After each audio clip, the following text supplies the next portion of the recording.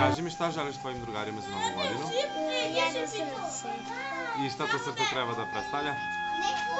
I da budu dobri i da budu dobri. Dobro. Reci mi ti šta želiš drugarima za novu godinu? Da budu mirni, da se ne biju i da dobiju puno poklona od rođaka. Puno poklona. A kaži mi, a drugarima iz folklora šta želiš? Pa želim da nauče da igraju lepo i da se... Kako se zoveš? Jovana. Koliko imaš godina? 7.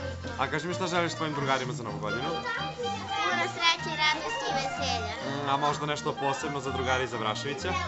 Da. Šta je to? Da Šta njima želiš? u sreći, ljubavi i radosti dočekaju 2013. godine i ostale praznike. Kako se zoveš? Malo glasnije moraš. Dušan. Koliko godina imaš? 7. Kaži mi šta bi ti to poželeo drugarima za novu godinu? Puno snega. Puno snega. I još nešto možda?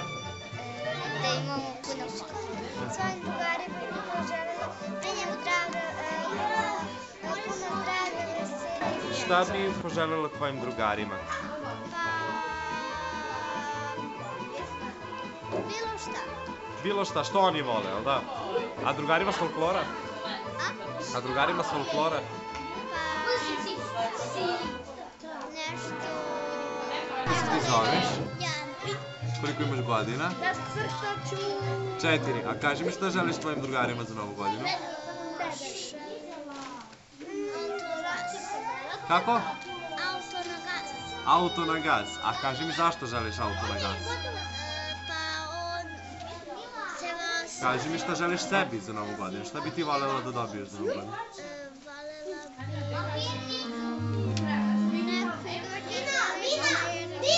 Jelku malu. Kako šta? Jelku malu. Jelku malu, dobro.